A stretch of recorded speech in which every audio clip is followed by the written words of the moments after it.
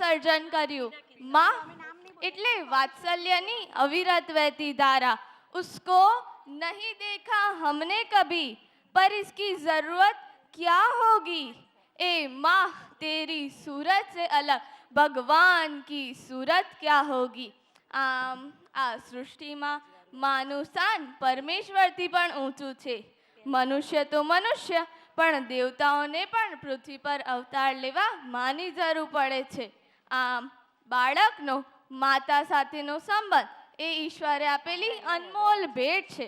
તો પિતા સાથેનો સંબંધ પણ અજોડ હોય છે, જે પ્રેમ, માર્ગદર્શન, સુરક્ષા અને વિશ્વાસથી બંધાય છે અને સમય જતાં મજબૂત અનુબંધ બને છે. બોझ कितना भी हो लेकिन कभी उफ तक नहीं करता. कंधा बाप का साहब बहुत मजबूत होता है. જીવનના દરેક સંઘર્ષમાં સાથ આપી પ્રેરણા આપનાર પિતાના પ્રેમની દોલત એ દુનિયાની શ્રેષ્ઠ સંપત્તિ છે. તો આવો આપણે પણ માતા પિતા અને પરિવારના પ્રેમથી સબર એવા પરફોર્મન્સને નિહાળીએ અને પોતાના સ્મરણોને તાજા કરી લઈએ. તો ફર્સ્ટ સ્ટેન્ડર્ડના વિદ્યાર્થીઓ રજૂ કરશે નેક્સ્ટ પરફોર્મન્સ, જેના શબ્દો છે મહાહેતવાળી દયાળી જ માતું.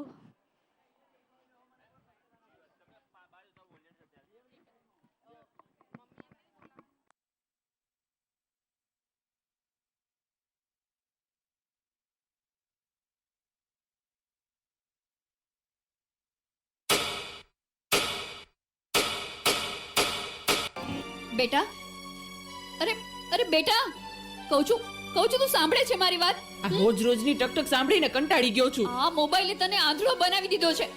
મૂક કહું છું, મૂક હવે. જો મોબાઈલ નડતી નહીં હો. લાવ કહું છું, ના. મને દે કહું છું. કહું છું ને. આ શું કર્યું તે? પાછળ જ પડી ગઈ છે.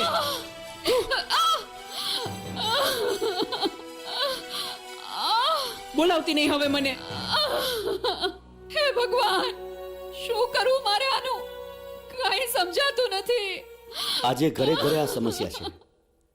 મોબાઈલે માતા પિતા પ્રત્યેનો ભાવ સાવ ખલાસ કરી નાખ્યો છે. અરે શેઠ સાહેબ, તમે અમારા ઘરે? તું મને ઓળખે છે?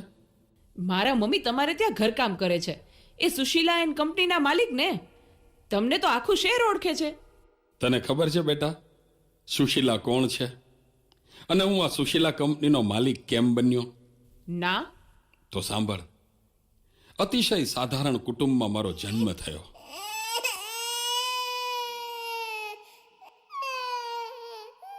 હતો હું સુતો પારણે પુત્ર નાનો, રડું છેક તો રાખતું કોણ છાનો. મને દુખી દેખી દુખી કોણ થાતું, મહાહેતવાળી દયાળી જ માતું. હતો હું સુતો પારણે પુત્ર નાનો, રડું છેક તો રાખતું કોણ છાનો. મને દુખી દેખી દુખી કોણ થાતું, મહાહેતવાળી દયાળી જ માતું. મારા બા અને બાપુજીએ ખૂબ મજૂરી કરી મને ભણાવી ગણાવીને લાયક બનાવ્યો. હું ખૂબ પૈસા કમાવા લાગ્યો. લગ્ન પછી જુદો રહેવા લાગ્યો અને મા બાપને ભૂલી ગયો. પણ કુદરતે મને થપાટ મારી. મારી બંને કિડની ફેલ થઈ. મારી પત્નીએ આ વાત સાંભળીને ડિવોર્સ લીધા. પણ મારી માએ જ્યારે આ વાત સાંભળીને ત્યારે ગાંડી ઘેલી થઈને દોડતી દોડતી મારી પાસે આવી. અરે દીકરા, એમાં શું મૂંઝાઈ ગયો? હું છું ને તારી બા. હે, હું જીવું છું ને ત્યાં સુધી તને કઈ નહીં થાય દીકરા. અરે ભગવાને મને તારા માટે જ તો આ 2 કિડની આપી છે. ડોક્ટર સાહેબ, તમે મારી આ 2 કિડની કાઢી લ્યો, પણ મારા દીકરાને કઈ ન થવું જોઈએ સાહેબ, કઈ ન થવું જોઈએ. માથી મોટું કોઈ નહીં, મળે ને હોય જળધર કે જગદીશ, સૌ કોઈ નમાવે શીશ, અંબા આગળ આલિયા.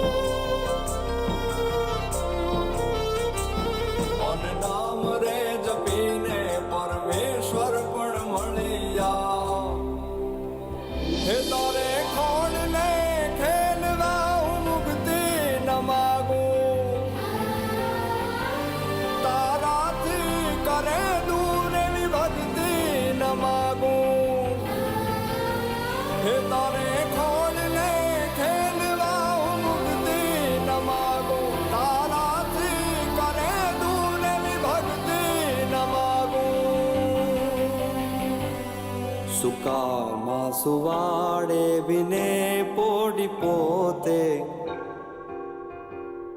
પીડા પામુ પાંડે તજે સ્વાદ તોતે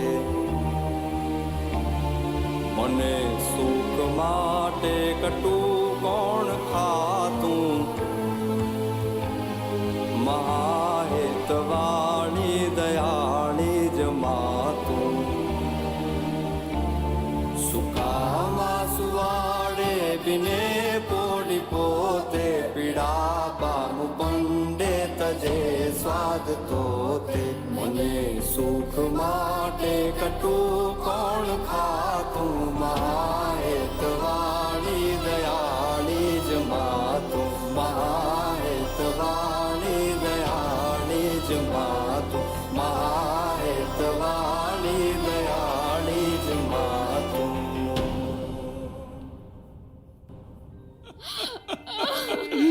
મારી માએ આપેલી કિડનીથી હું જીવું છું. આજે ગમે તેવી મીટિંગ હોય ને મારી માનો ફોન આવે એટલે બધું સાઈડમાં મૂકી દઉં છું. તને ખબર છે તારી મમ્મીએ તેનું છેલ્લું ઘરેણું એનું મંગળસૂત્ર ગીરવે રાખીને તારા બર્થડે માં આ ફોન આપ્યો છે અને તે આ ફોન માટે ને હળદૂત કરી તારી માને હળદૂત કરી. શું વાત કરો છો? મને નહોતી ખબર. મારી ભૂલ થઈ ગઈ, મને માફ કરો. જો બેટા, ઘરે ભગવાન જેવી મમ્મીને હેરાન કરીશ ને તો મંદિરે ભગવાન પણ તને માફ નહીં કરે. એટલે તો તારે માફી જ માંગવી હોય ને તો તારી મમ્મીની માફી માંગ. મમ્મી સોરી, આ ફોન પાછળ હું એટલો આંધળો થઈ ગયો હતો. મને માફ કરી દે મમ્મી. અરે એમાં શું બેટા, ભૂલી જા એ બધું મારા દીકરા, ભૂલી જા. જો હું પણ ભૂલી જાઉં છું હો. અરે મારા માટે તો મૂંગી કેટલું દુઃખ સહન કરતી રહી અને હું તને હેરાન કરતો રહ્યો. મને માફ કરી દે મમ્મી. આજે વચન આપું છું મમ્મી, મને સુખી કરવા તે તારા સુખોનો ત્યાગ કર્યો છે ને, હું દુનિયાના બધા સુખો તારા ચરણે ધરીશ. એ માટે હું તન તોડ મહેનત કરીશ. મમ્મી, તારું નામ દુનિયામાં રોશન કરીશ. મમ્મી, તારું નામ દુનિયામાં રોશન કરીશ. સુખામાં સુવાડે વિને પોડી પોતે પીડા પામુ પંડે તજે સ્વાદ તોતે મને સુખ માટે કટું કોણ ખાતું મહા